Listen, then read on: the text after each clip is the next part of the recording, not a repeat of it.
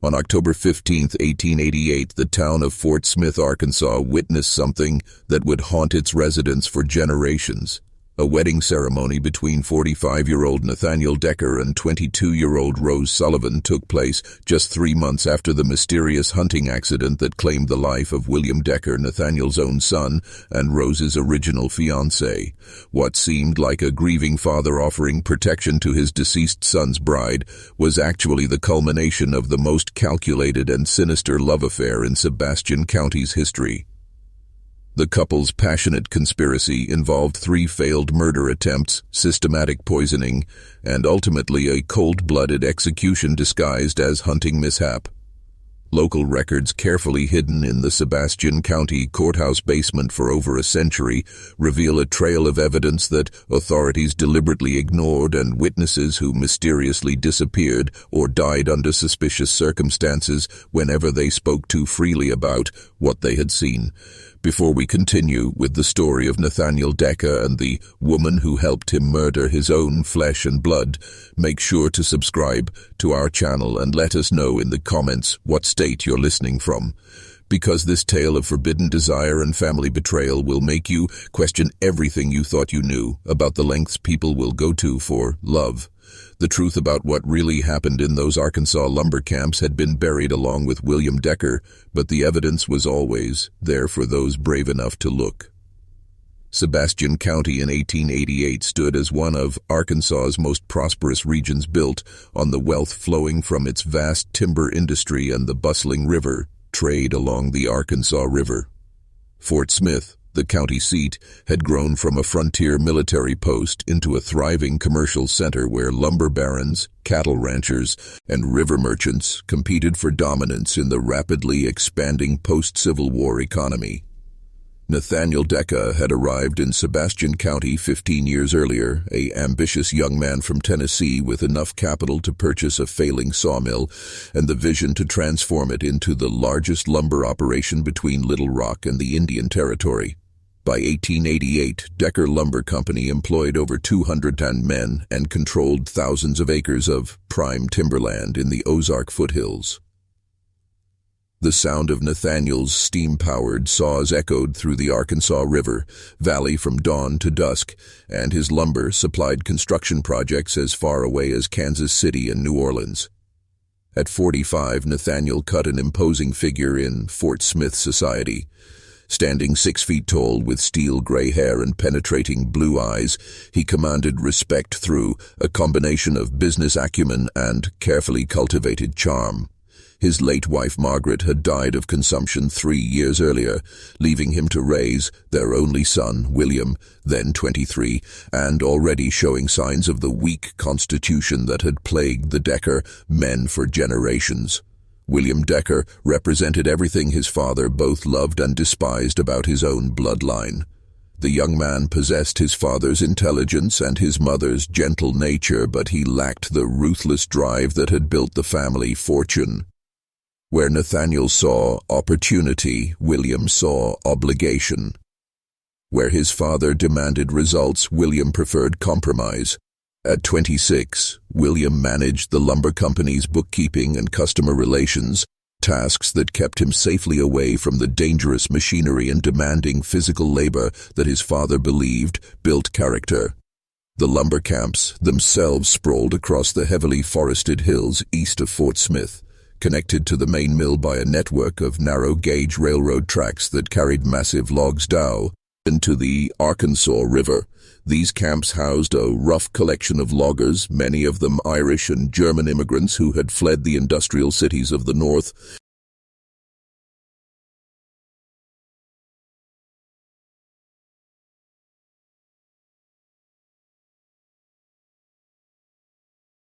Seeking work in America's expanding frontier, they lived in crude bunkhouses, worked 6 days a week in conditions that claimed several lives each year, and spent their Saturday nights drinking and gambling in the taverns of Fort Smith's notorious River District. It was into this masculine world of sawdust, sweat, and sudden death that Rose Sullivan arrived on a crisp September morning in 1888, stepping off the Paddle-Here Memphis Belle with nothing but a worn carpet bag and a letter of introduction from William Decker.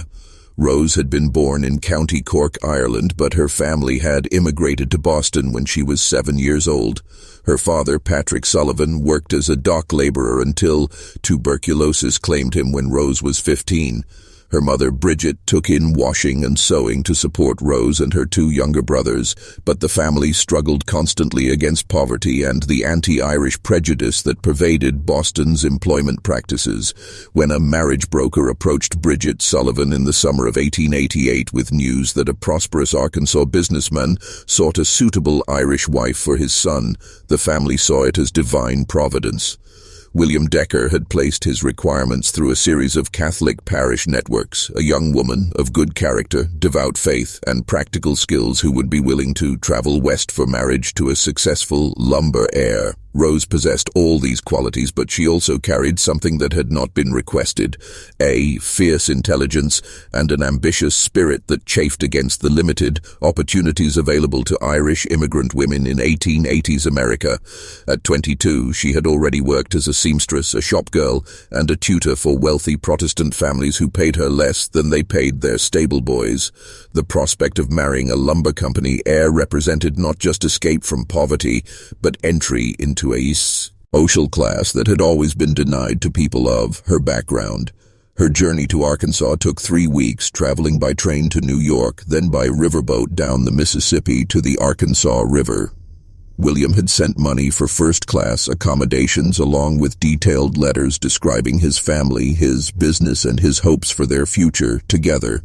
His correspondence revealed a gentle, thoughtful young man who wrote poetry, collected books, and dreamed of expanding the family business into furniture manufacturing. But when Rose arrived in Fort Smith and met her intended husband at the Riverside Depot, she felt the first stirring of disappointment that would ultimately lead to tragedy. William Decker was, exactly as he had described himself in his letters, kind, educated, financially secure, and utterly unremarkable. He greeted her with nervous politeness, helped her into his family's finest carriage, and spent the ride to their home apologizing for the dust, the heat, and the rough appearance of the lumber workers they passed along the road. The Decker mansion stood on Garrison Avenue, Fort Smith's most prestigious residential street, a 3-story Victorian home with wraparound porches, ornate gingerbread trim, and manicured gardens that showcased the family's prosperity. Servants took Rose's belongings to the guest quarters where she would stay until the wedding scheduled for October 20th, just 6 weeks away. It was at dinner that first evening that Rose met Nathaniel Decker, and her carefully planned future began to unravel. The Decker family dining room epitomized the refined luxury that timber wealth could purchase in 1888 Arkansas. Crystal chandeliers cast warm light over mahogany furniture imported from New Orleans, while oil paintings of pastoral scenes decorated walls covered in rich burgundy wallpaper. The table itself could seat 12 guests comfortably, though on this particular September evening, only 3 place settings had been arranged on the crisp white linen tablecloth custom. Nathaniel entered the dining room precisely at 7 o'clock, his broad shoulders and commanding height. Rose, who had been making polite conversation with William about his book collection, felt her breath catch as she watched Nathaniel move with the confident stride of a man accustomed to having his every word obeyed. "Father, may I present Miss Rose Sullivan?" William said, rising from his chair with the nervous energy that seemed to characterize all his movements. "Rose, this is my father, Nathaniel Decker." Nathaniel took Rose's offered hand in both of his, holding it a moment longer than propriety demanded, while his blue eyes studied her face with an intensity that made her pulse quicken. "Miss Sullivan," he said, his voice carrying the deep resonance of authority. William's letters hardly did. "Justice to your beauty. Welcome to our home." The compliment was inappropriate. A father should not comment so directly on his son's fiancé's appearance, but Rose found herself drawn to the boldness of it. After years of interacting with men who treated her as either a servant or a charity case, Nathaniel's direct appreciation felt like recognition of her worth as a woman rather than merely her utility as a wife. Throughout dinner, Rose found herself stealing glances at Nathaniel while William discussed his plans for their honeymoon trip to New Orleans. The father commanded the conversation without effort, sharing stories of his business, dealings, his opinions on Arkansas politics, and his experiences building an empire from nothing. When he spoke about the challenges of managing 200-pound employees and thousands of acres of timberland, Rose heard the confidence of a man who shaped the world according to his will. William, by contrast, seemed to shrink in his father's presence. He offered tentative opinions that he immediately qualified with phrases like, "Of course I could be say wrong," or perhaps father sees it differently.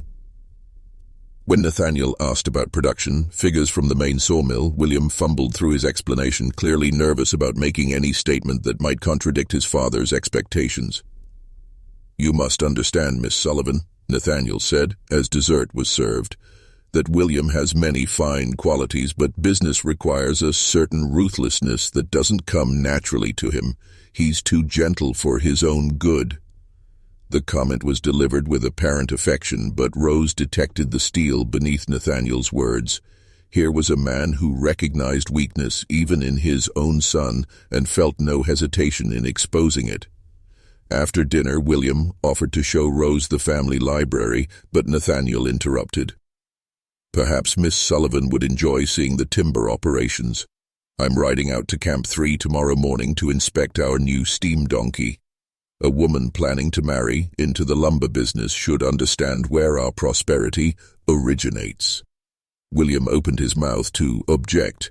Clearly he had planned a quiet morning introducing Rose to his poetry collection, but his father's suggestion carried the weight of a command. "Of course," William said weakly, "if Rose would find that interesting." Rose accepted immediately, though she couldn't have explained why. Something about Nathaniel's invitation felt dangerous, and danger had been absent from her carefully circumscribed life for far too long. The next morning dawned crisp and clear, with the first hints of autumn coloring the oak and maple trees that dotted the hills east of Fort Smith. Rose had dressed in her most practical outfit, a dark blue wool dress with minimal bustle that would allow her to ride side-saddle without difficulty. When she arrived at the stables behind the Decker mansion, she found Nathaniel waiting with 2 horses, a gentle mare for he and a powerful stallion for himself. William was nowhere to be seen. "My son sends his regrets," Nathaniel explained as he helped Rose mount her horse. "He received an urgent message from our timber agent in Van Buren requiring immediate attention. Business, I'm afraid, waits for no one."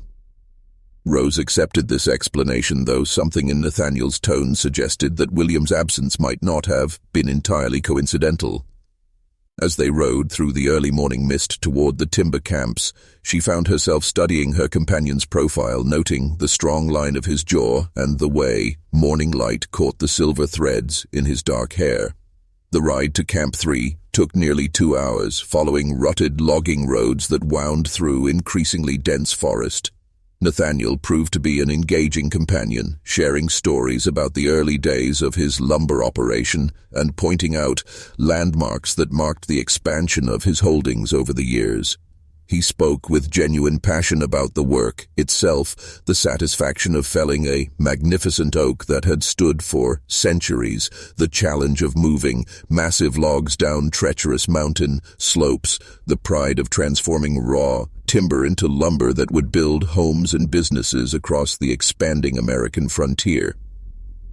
Camp 3 occupied a clearing on a hillside overlooking the Arkansas River Valley. A collection of rough wooden buildings surrounded by enormous piles of freshly cut logs.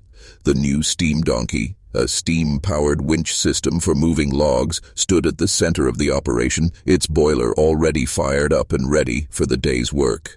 Rose had expected to observe from a safe distance while Nathaniel conducted his business, but he insisted on explaining every aspect of the operation. He showed her how the steam donkey's cable system could drag logs weighing several tons up slopes that would be impossible for horses to navigate. He pointed out the careful positioning of the guidelines that prevented the massive logs from breaking free and crushing the workers below. He even allowed her to operate the steam donkey's controls, guiding her hands as she learned to coordinate the throttle and cable release. "You have good instincts," he told her as she successfully moved a 1,000-lib log into position. "Most women would be too frightened to try." "I'm not most women," Rose replied, and immediately regretted the boldness of her response. Nathaniel smiled. "No, you certainly are not." They shared lunch at a rough wooden table outside the camp foreman's office, eating sandwiches and drinking coffee, while Nathaniel reviewed production reports and discussed the next day's cutting schedule with his crew leaders. Rose noticed how the men responded to Nathaniel with respect, certainly, but also with the weariness of employees who knew their jobs depended on maintaining their boss's approval. It was during the ride back to Fort Smith that the conversation took a turn that would change everything. "Tell me about your expectations for marriage," Nathaniel said as they paused to rest their horses beside a creek that bubbled through a grove of hickory trees. Rose considered her answer carefully.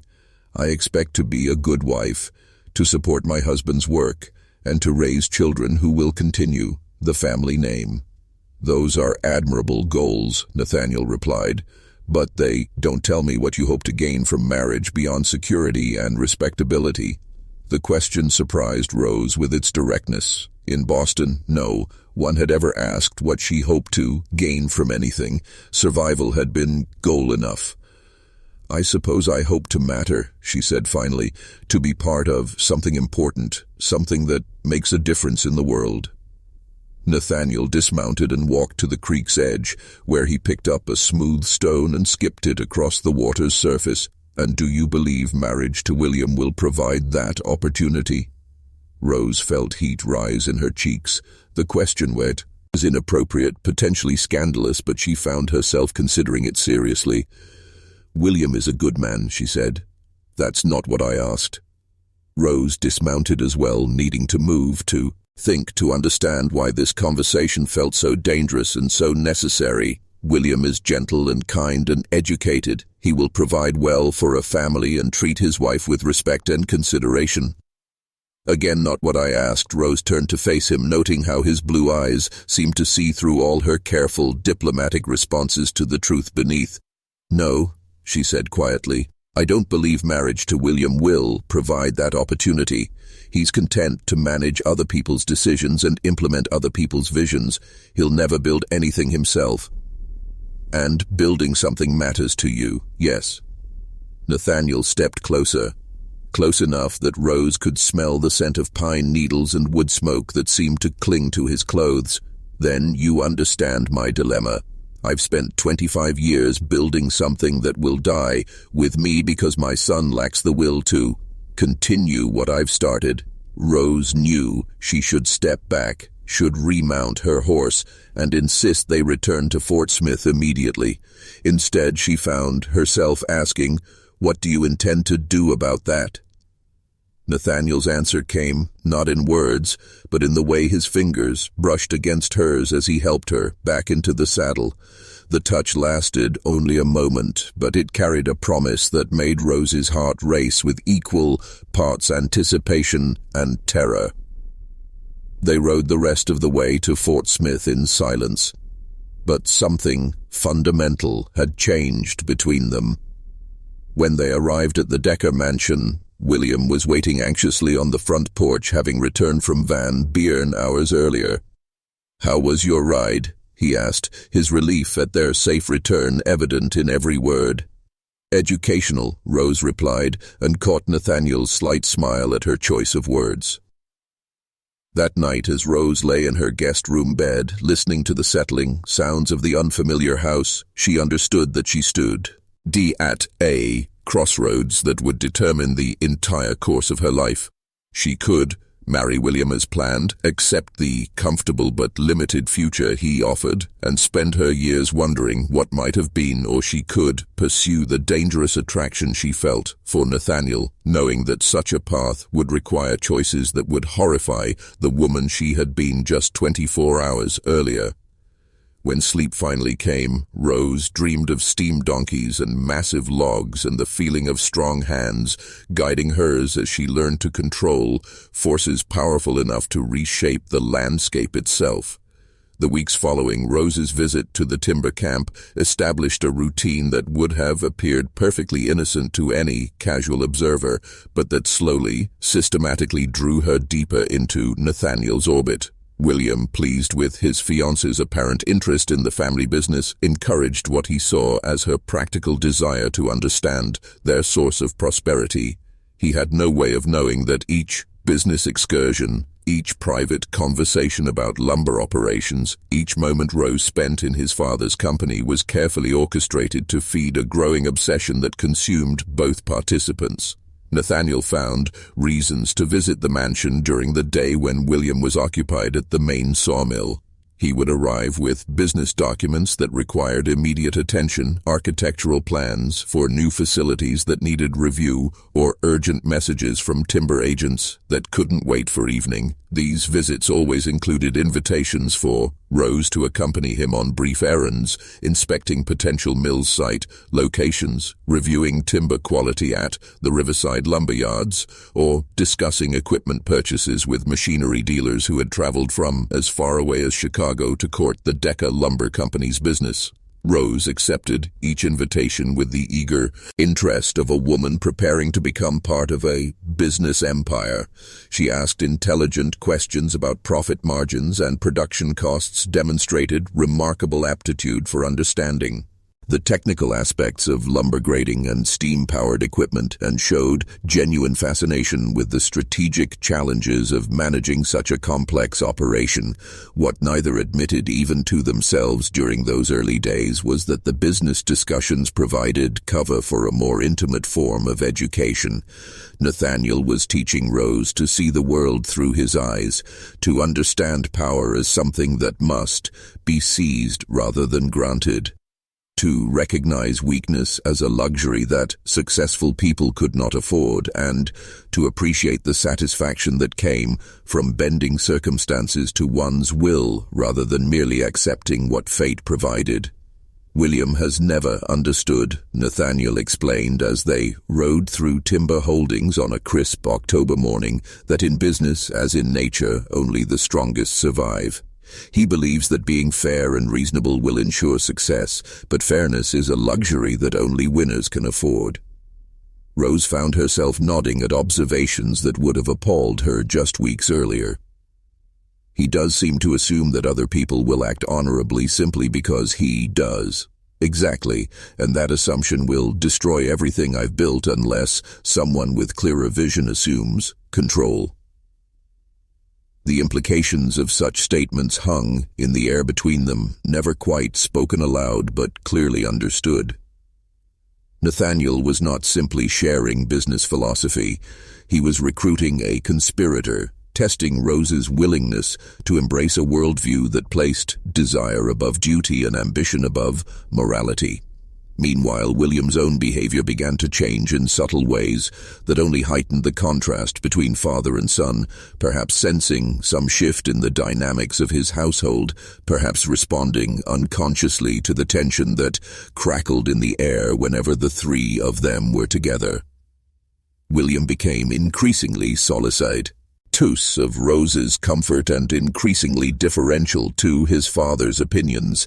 He began seeking Nathaniel's approval for decisions that should have been his own, asking permission to take Rose on afternoon walks, requesting advice about wedding plans that he should have discussed privately with his fiancée, and constantly qualifying his own preferences with phrases like, "Of course Father might have a better idea," or, "Perhaps we should ask Father what he thinks."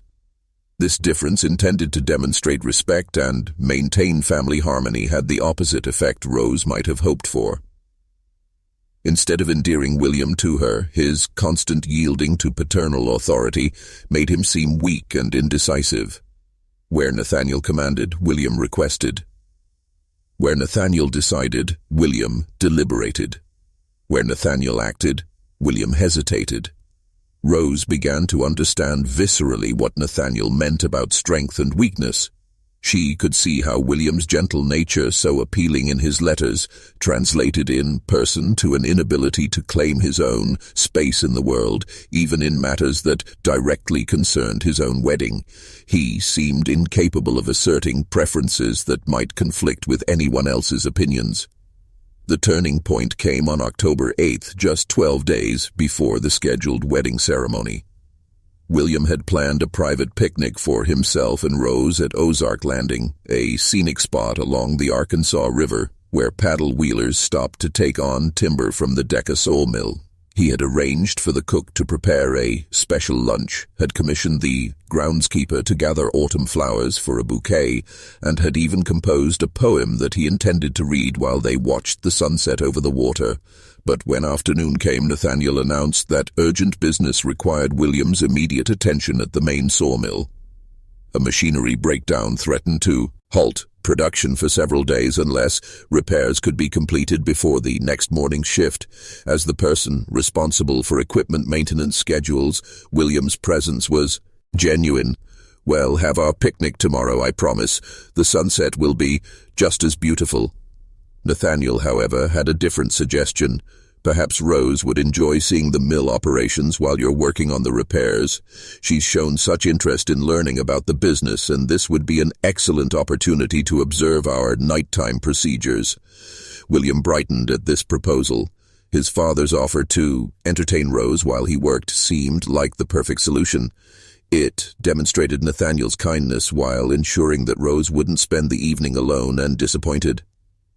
"Would you mind terribly, Rose?" William asked. "Father knows the mill operations better than anyone, and you did say you wanted to understand every aspect of the lumber business." Rose agreed with apparent enthusiasm, though her real excitement had nothing to do with learning about sawmill procedures. She was beginning to recognize Nathaniel's manipulations for what they were, not accidental circumstances, but carefully orchestrated opportunities. The machinery breakdown might have been genuine, but Nathaniel's suggestion that Rose accompany him to the mill while William worked was clearly premeditated.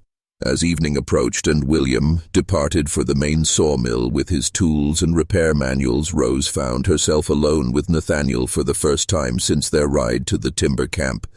The house felt different without William's presence, larger somehow and charged with possibilities that had previously existed only in stolen glances and carefully ambiguous conversations. "Shall we go to the mill?" Nathaniel asked as they stood together in the front hallway. Rose met his gaze directly, understanding that her answer would determine whether they continued their elaborate pretense of proper behavior or acknowledged the attraction that had been building between them for weeks. "I'd rather not," she said quietly. Nathaniel smiled, and in that smile Rose saw both promise and warning. They had crossed a line from which there would be no retreat. The mill visit that never happened marked the beginning of what both Rose and Nathaniel would later remember as the most intoxicating and dangerous month of their lives. Instead of touring sawmill operations, they spent that October evening walking through the darkened gardens behind the Decca mansion, talking with the intensity of people discovering fundamental truths about themselves and each other. "I've been married," Nathaniel said as they paused beside the fountain at the garden center. "I understand the difference between affection and passion. William offers you one, I could offer you the other." Rose felt her pulse quicken at his directness. "William is your son." "Yes, he is. And that makes what I'm feeling both impossible and inevitable." They stood close enough in the moonlight that Rose could see the silver threading through Nathaniel's dark hair, could observe the way his jaw tightened as he struggled with emotions that clearly surprised him with their intensity. Here was a man who had built an empire through careful planning and calculated decisions, yet he was confessing to desires that defied all logic and propriety. "What are you suggesting?" Rose asked, though she already knew the answer. I'm suggesting that some hungers are too powerful to ignore regardless of their inconvenience." Rose turned away, needing space to think clearly. And William will survive disappointment. He survived it before. The callousness of this statement should have horrified Rose, but instead she found herself considering its practical implications. In Boston, she had been nobody, an Irish immigrant girl whose best hope was marriage to a dock worker or factory foreman who might provide basic security in exchange for housekeeping and childbearing services. William offered escape from that destiny, but Nathaniel offered something far more intoxicating, the opportunity to share real power, to help shape a business empire that would outlast both their lives. "I need time to think," she said finally. Nathaniel accepted this with the patience of a man confident in his ultimate victory. "Of course, but don't wait too long. Some opportunities don't present themselves twice." The next morning brought William's effusive apologies for the previous evening's disappointment, along with promises that such business emergencies would never again interfere with their personal time. He had worked until nearly dawn, completing the machinery repairs, and his exhaustion made him even more solicitous than usual about Rose's comfort and happiness. "Did Father give you an interesting tour of the mill?" he asked over breakfast, clearly hoping that Nathaniel's attention had compensated for his own absence. "We didn't actually visit the mill," Rose replied carefully. "Your father felt it would be inappropriate for a lady to observe industrial operations after dark." William accepted this explanation without question, his relief evident. He had been struggling with guilt about leaving Rose alone on what was supposed to be their special evening, and learning that she had been properly chaperoned eased his conscience considerably.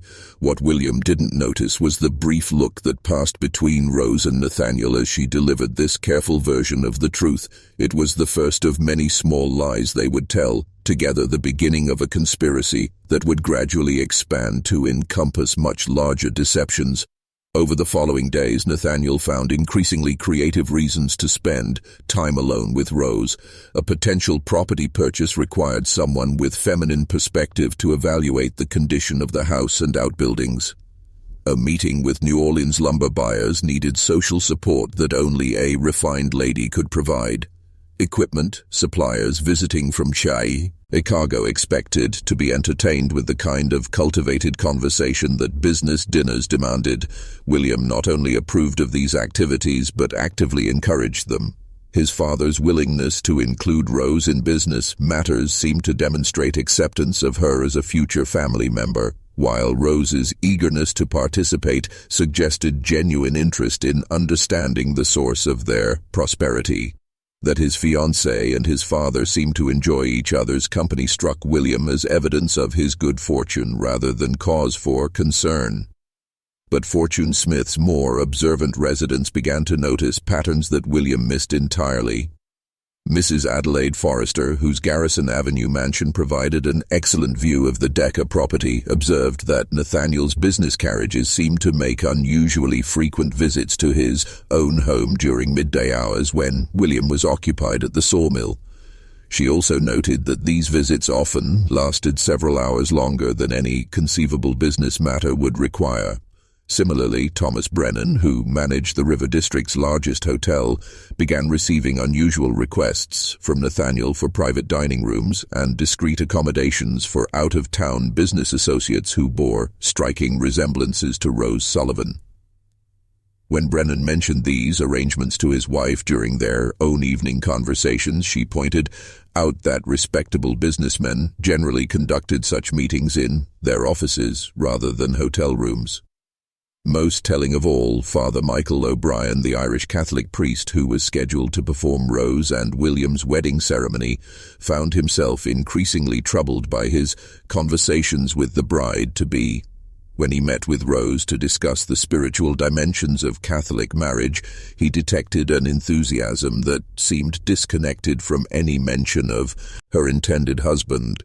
She spoke passionately about building something lasting and meaningful, about finding purpose beyond mere survival, about the satisfaction of exercising real influence in the world, but never specifically about her love for William or her excitement about their future together. Marriage is a sacrament, Father O'Brien reminded her during one such conversation, not a business partnership. Of course, Rose agreed quickly, but her response carried the mechanical quality of someone reciting expected words rather than expressing genuine conviction. These scattered observations might have remained merely gossip, except for the intervention of Margaret Henley, Fort Smith's most notorious busybody and the wife of the town's second-largest lumber dealer. Margaret had built her social position on an encyclopedic knowledge of everyone else's business, and she possessed an instinct for scandal that had exposed 3 different adultery cases and 2 embezzlement schemes over the past 5 years. Margaret's suspicions were first aroused when she observed Nathaniel and Rose entering Murphy's Tavern together on a Tuesday afternoon when William was known to be conducting business in Van Buren.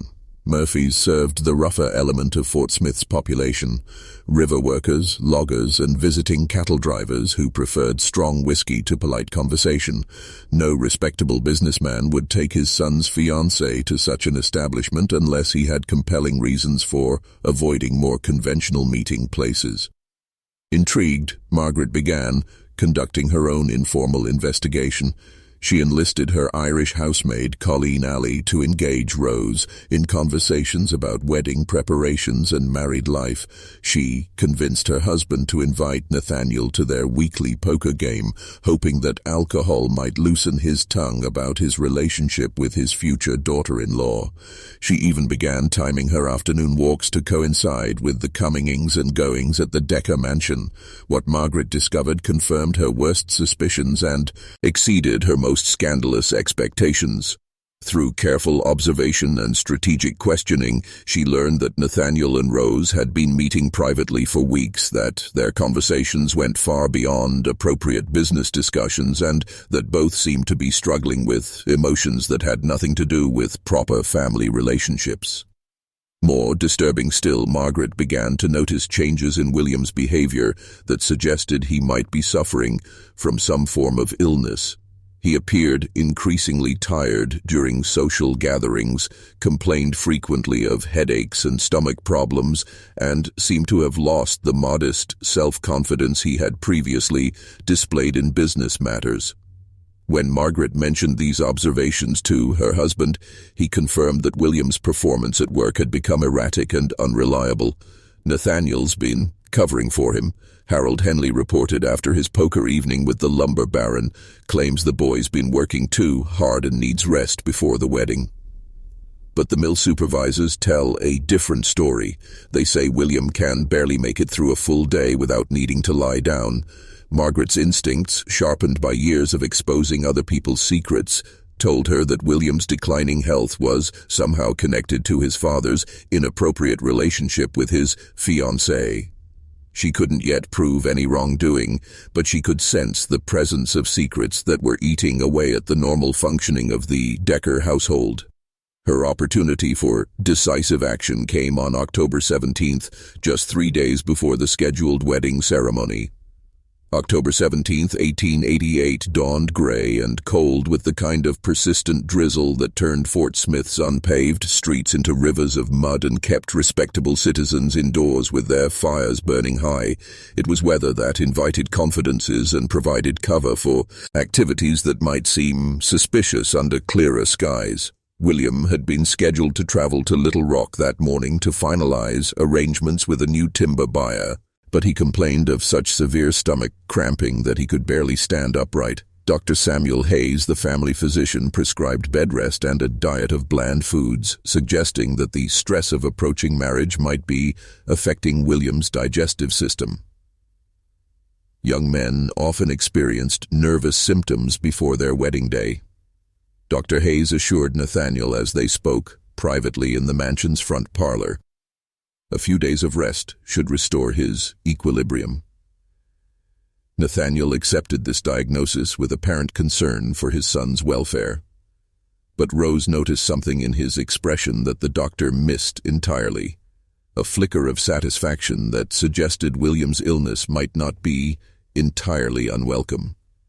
With William confined to his bed, and the Little Rock business trip requiring immediate attention, Nathaniel announced that he would handle the timber negotiations personally. The trip would require 2 days, possibly 3 if the buyers proved difficult, which meant he would be absent for the wedding's final preparations. "Perhaps Rose should accompany me," Nathaniel suggested with careful casualness. "She's expressed such interest in learning about our business operations, and these negotiations could provide valuable education about contract terms and pricing strategies." Dr. Hayes nodded approvingly. "An excellent idea. Miss Sullivan's presence would lend a civilizing influence to what can be rather rough business discussions." Rose found herself agreeing to the trip with an enthusiasm that should have aroused suspicion, but that everyone interpreted as eagerness to support the family business. In truth, she recognized the proposal for what it was, an opportunity for her and Nathaniel to spend extended time together, away from the constraints and observations of Fort Smith society. But Margaret Henley, watching from her window as the Decker carriage departed for the Terine railroad station, understood exactly what she was witnessing. Here was a father and his son's fiancée traveling unchaperoned to another city just days before a wedding that had already generated whispers about inappropriate relationships and suspicious behavior. Margaret's response was swift and decisive. She sent her most trusted servant to the telegraph office with urgent messages to 3 of her most reliable correspondents in Little Rock. Society ladies whose networks of information rivaled her own, and who could be counted upon to observe and report on any unusual activities involving visiting timber merchants and their female companions. More importantly, Margaret decided to pay a social call on the ailing William Decker. Armed with a basket of medicinal herbs and her most concerned maternal expression, she arrived at the Decker mansion within hours of Nathaniel and Rose's departure. William, grateful for any distraction from his physical discomfort, welcomed Margaret's visit with pathetic eagerness. He looked terrible, pale, thin and trembling, slightly even beneath heavy blankets. His eyes, normally bright with gentle intelligence, appeared dull and unfocused. "You poor dear," Margaret cooped, settling herself beside his bed with the practiced efficiency of a woman experienced in extracting information from vulnerable targets. "Dr. Hayes says it's just nerves, but you look positively ill. Have you been eating properly?" William admitted that his appetite had been poor for several weeks, that food seemed to taste strange, and that even his favorite dishes left him feeling nauseated. He attributed these symptoms to wedding anxiety and the pressure of increased business responsibilities, but Margaret's experienced eye detected signs that suggested something far more sinister. She had seen similar symptoms before during the winter of 1885, when old Samuel Reeves had slowly wasted away from what his family believed was a lingering fever, but what Margaret's suspicious nature had correctly identified as arsenic poisoning administered by his young wife. The poitreme